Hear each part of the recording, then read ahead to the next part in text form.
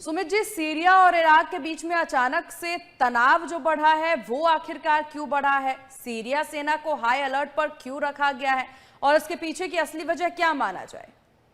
देखिए, सीमा जी, दो तीन कारण हैं। क्योंकि मोहम्मद बिन सलमान साहब थोड़ा फंस गए हैं।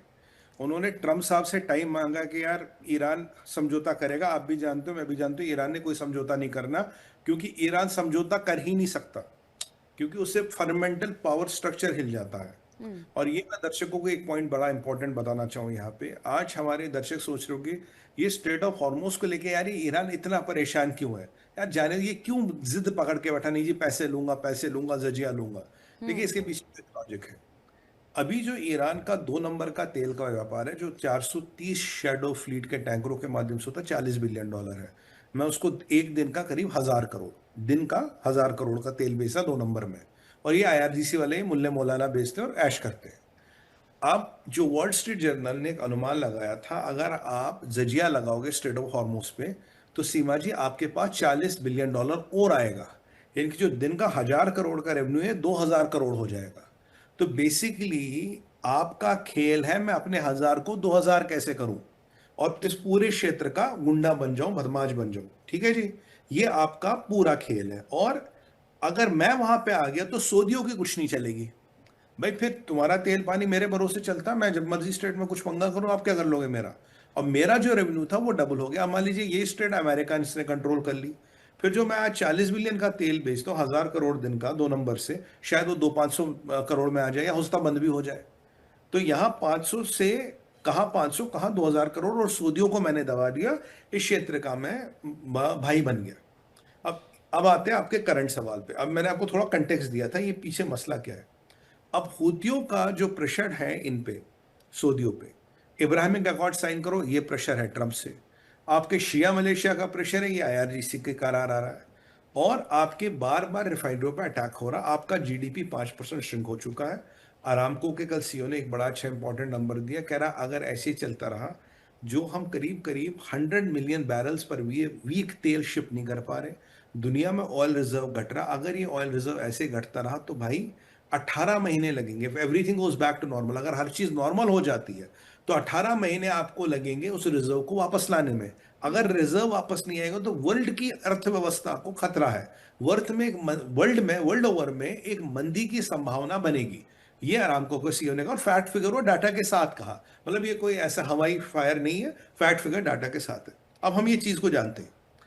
अब ऐसे में मोहम्मद बिन सलमान फंसे, तो खबर तो ये भी आ रही है कि मुल्ला मुनीर और शहबाज को तलब किया है मोहम्मद बिन सलमान ने। कहता बेटा तुम आओ यहाँ पे, तुम्हारे से तो हमारा मिलिट्री पैक्ट था, जब हूतियों से हम लड़ रहे पाकिस्तान कहाँ गायब है। तो एक तो वो मसला एक अलग है। दूसरा क्या है, ये जो शिया मलेशिया है ये आपका इराक से एक्टिवेट होता है। इराक में अल जैदी को तैयब अर्दोगन ने फंसा रखा है। तैयब अर्दोगन चाहता है कि मोहम्मद बिन सलमान नीचे आए, क्योंकि भाई सुन्नियों का फिर खलीफा मैं बनूं।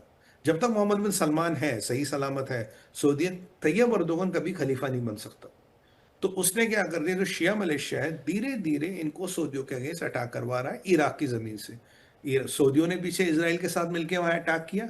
वो जाइदी जो है हमारे नए प्रधानमंत्री इराक के, जिनको ट्रंप ने नौकरी पर रखा, बेसिकली कह रहा नहीं नहीं, ये बात ठीक नहीं है। फिर उसने तैयब अर्दोगन के साथ डील कर ली, 7,50,000 प्रति डे, और उसके एवज में हथियार। ये आप जानते, मैंने दर्शकों को बताया था। जब ये चीजें हो रही हैं तो हिजबुल्लाह के अगेंस्ट एक्शन करने के लिए तैयब अर्दोगन ने मना किया था आपके जुलानी को। बट अब जुलानी की नौकरी मोहम्मद बिन सलमान के कारण चलती। जुलानी को लेजिटिमेसी दिलाने वाला मोहम्मद बिन सलमान, जुलानी को ट्रंप के सामने खड़ा करने वाला मोहम्मद बिन सलमान, जुलानी के ऊपर सैंक्शन हटाने वाला मोहम्मद बिन सलमान थ्रू ट्रंप। अब जब मोहम्मद बिन सलमान पे आपदा आई तो उसको चाहिए फोर्स। फोर्स चाहिए तो कहां से आए, पाकिस्तानी तो आए नहीं, अमेरिकन और इसराइली तो जमीन पे लड़ेंगे नहीं आपके लिए। तो उन्होंने जुलानी को बोला भाई तो अपने लोग भेज दे। तो जुलानी ने इराक को धमकी दे दी, कहता अगर तेरे यहाँ शिया मलेशिया ने सऊदियों पर अटैक किया या कोई हरकत की, मेरी सेना तैयार है, हम घुस के अंदर मारेंगे।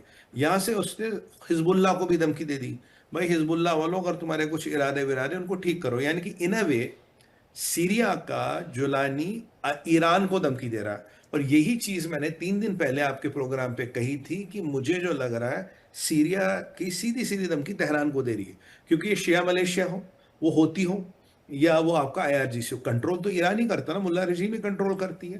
तो ये उनको धमकी दी जा रही है, तुम मेरे मित्र या मेरे मेंटर सऊदियों को, मोहम्मद बिन सलमान को तंग मत करो, अगर तुमने तंग किया तो बेटा तुम्हारे यहाँ घर में घुस के मारेंगे। ये धीरे धीरे ट्रंप एक और खेल खेल रहा जी।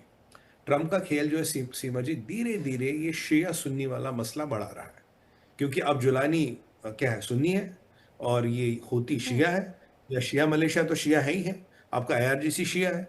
तो ये धीरे धीरे वो वाला मसला भी ट्रंप धीरे धीरे बढ़वा रहा। और एक बात याद कीजिए, एक बार सीरिया में बशार असाद था, वो शिया था, और तब ईरान का वहां सत्ता चलता था। आज उसी सीरिया में ट्रंप ने एक सुन्नी बादशाह बिलवाया। बादशाह क्या आतंकवादी था, उसको गद्दी पे बिठा दिया। आज वो उसी सीरिया की जमीन से ईरान को धमकी दे रहा है। अब देखिए कैसे समीकरण बदले जाते हैं जियोपॉलिटिक्स में। उसी को धमकी दे रहा है, कह रहा खबरदार तू और तेरे पट्टे आए, हम देख लेंगे। तो इसीलिए उसने अपनी सेना वैना तैयार की है कि अगर तुमने मोहम्मद बिन सलमान को तंग किया तो बेटा हम तुम्हारी मतलब ऐसी तैसी कर देंगे। ये सारा समीकरण है, इसलिए मैं आपको बैकग्राउंड बता रहा था, कौन कौन खिलाड़ी है, किस किसका क्या क्या इंटरेस्ट है इसमें। इसमें एक पीछे का खिलाड़ी है तैयब एर्दोगन, जो बैठ के देख रहा है कहां पर, उसकी इतनी औकात और हिम्मत नहीं कि वो मोहम्मद बिन सलमान के सामने खड़ा हो जाए, उतना उसका वकार नहीं है जी।